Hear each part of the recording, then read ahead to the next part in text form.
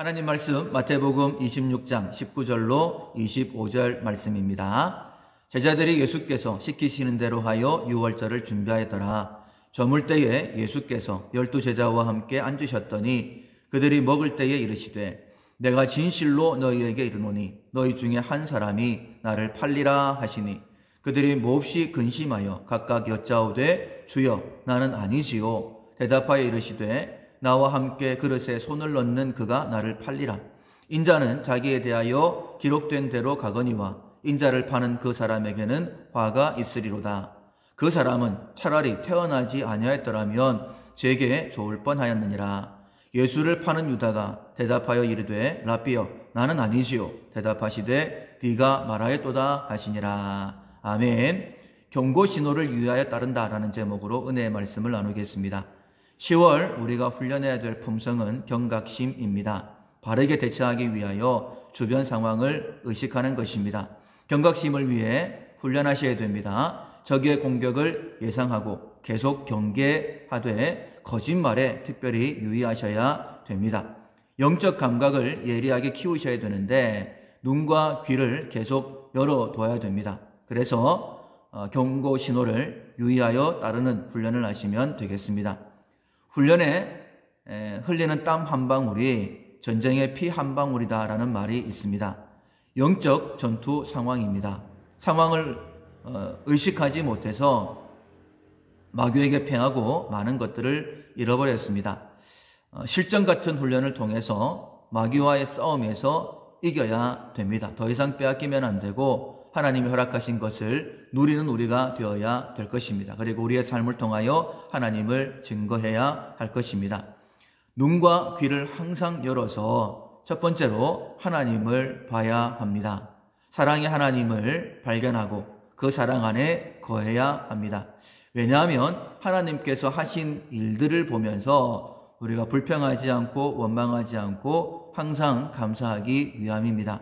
우리를 위하여 주시는 말씀 의심하지 않고 믿기 위하여 먼저는 하나님의 사랑 안에 거해야 됩니다. 두 번째로는 하나님의 일하심, 구원 역사를 봐야 합니다. 그리고 하나님께서 나를 하나님의 사역자로 부르셔서 구원 역사를 이루어 가신다라는 사역자로의 부르심에 대한 음성을 들어야 합니다. 성도의 삶에는 우연이 없습니다. 우리의 삶에 이런저런 일들이 일어날 때에 하나님께서 나를 사역자로 준비하고 계시는구나 라고 깨달아야 되고 그 부르심에 순종하는 우리가 되어야 됩니다. 세 번째로는 마귀의 공격 정보를 알아야 합니다. 위험을 벗어날 수 있도록 하나님께서 눈과 귀로 보게 하시고 듣게 하시는데 우리가 눈과 귀를 열지 못해서 공격 징후를 알아차리지 못하면 벗어날 수가 없습니다. 그래서 오늘부터 3일간 특별히 경고 신호를 유의하여 따른다라는 훈련을 하시면 되겠습니다. 하나님께서 위험 신호를 주셨는데 만약 우리가 무시하게 되면 큰 일을 당하게 됩니다. 운전을 할 때에 만약 평소와는 다른 그런 경고 신호가 뜨면 평소와는 다른 소리가 들리면 운행을 멈춰야 합니다. 그리고 그 원인을 찾아야 되죠. 며칠 전 승합차에 제가 모르는 경고등이 하나 떴어요. U자에 느낌표가 있는 표시였어요. 당장 차를 세우고 어떤 표시인지 찾아봤습니다. 타이어에 기압에 체크를 해라라는 그런 표시였어요. 만약에 이 경고를 무시하고 운행을 하다가 큰일을 당할 수도 있습니다. 우리가 몸에 작은 신호가 왔을 때에 그걸 무시하다가 작은 병을 큰 병으로 키우고 손을 쓸 수 없을 수도 있게 됩니다. 하나님께서 친히 우리를 생명의 길로 인도하십니다. 뿐만 아니라 우리를 사역자로 세우셔서 하나님의 일을 이루어 가십니다. 따라서 우리에게 위험이 있을 때에 우리를 사랑하시기 때문에 또 우리를 사용하셔야 되기 때문에 반드시 위험 경고를 주십니다. 시편 119편 105절 말씀, 주의 말씀은 내 발의 등이요 내 길의 빛이니이다. 말씀대로 나아가면 알 수 있습니다. 그런데 우리가 혹 말씀에 순종하지 못했다 할지라도 하나님은 깨닫게 하신다라고 말씀하시죠. 이사야 30장 21절 말씀에 네 뒤에서 말소리가 네 귀에 들려 이르기를 이것이 바른 길이니 너희는 이리로 가라 할 것이며 말씀하여 주신다라고 하셨어요. 그래서 우리의 한 걸음 한 걸음이 안전하게 됩니다. 시편 17편 5절에 보면 나의 걸음이 주의 길을 굳게 지키고 실족하지 아니하였나이다 라고 고백하게 해주시는 거예요. 그러나 그럼에도 불구하고 우리가 경고를 무시하게 되면 반드시 망하게 됩니다. 에베소서 4장 18절 이하에 그들의 총명이 어두워지고 그들 가운데 있는 무지함과 그들의 마음이 굳어짐으로 말미암아 하나님의 생명에서 떠나 있도다. 그들이 감각 없는 자가 되어 자신을 방탕에 방임하며 생명에 떠나게 되어지는 거예요. 대표적인 사람이 본문의 가룟 유다입니다.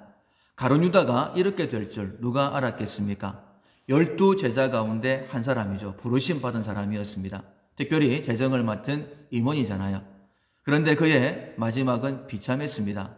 예수님의 말씀입니다. 본문 24절에 가룟 유다는 차라리 태어나지 아니하였더라면 제게 좋을 뻔하였느니라. 어떤 형벌이 기다리고 있을지 이렇게까지 말씀하시는 이유가 있지 않겠습니까? 우리도 조심해야 합니다.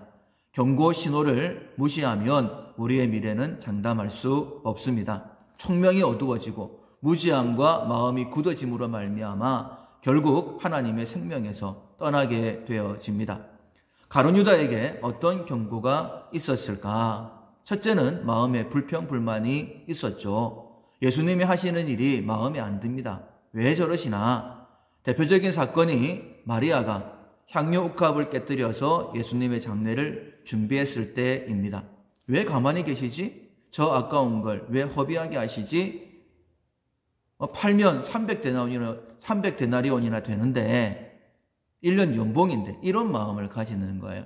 사랑하는 성도 여러분, 불평불만이 생기면 하나님께서 지금 경고 사인을 주신다라고 생각하시고 돌이키셔야 됩니다.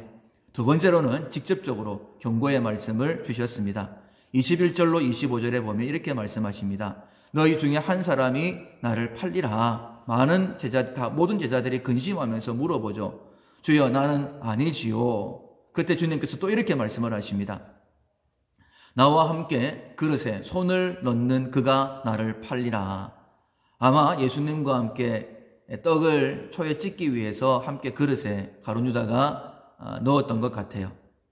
그런데도 알지 못할 때에 가룟 유다가 이렇게 물어봅니다. 랍비여 나는 아니지요. 25절 하반절에 대답하여 이르시되 네가 말하였다 라고 직접적으로 말씀하십니다. 그렇다면 그때라도 깨닫고 회개해야 됩니다. 더 강력한 경고의 말씀이 이어지는데 요한복음 13장입니다. 21절 이하에 너희 중 하나가 나를 팔리라 하시니 물어봅니다. 주여 누구니까? 예수님 대답하시되 내가 떡 한 조각을 적셔다 주는 자가 그니라. 그리고는 한 조각을 찍어서 가룟 유다에게 줍니다. 그렇다면 주님께서 직접적으로 너다라고 말씀하시는 거니까 회개하면 좋았을 텐데 그때도 회개하지 않습니다. 경고를 무시했습니다. 조각을 받은 후 곧 사탄이 그 속에 들어간지라. 주님이 이렇게 말씀을 하시죠. 유다에게 이르시되 네가 하는 일을 속히 하라.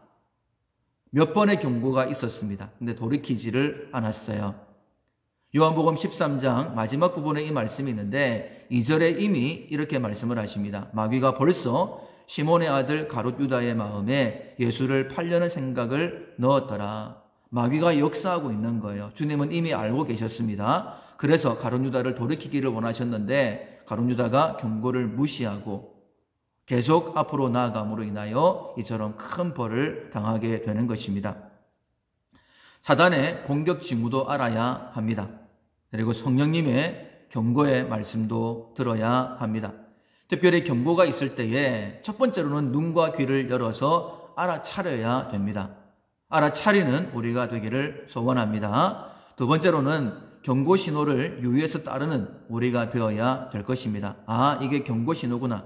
이 부분을 고쳐야 되겠구나. 라고 고치고 난 다음에 그 다음에 한 걸음 한 걸음 나아가야 될 것입니다. 이길 것은 이기고 그리고 회개할 것은 회개해서 먼저는 우리가 세워지고 우리가 복받는 자가 되어지고 우리가 복의 통로가 되어서 우리를 통하여 하나님이 이루고자 하시는 영혼 구원의 역사가 풍성하게 일어나기를 주님의 이름으로 축원합니다. 아멘.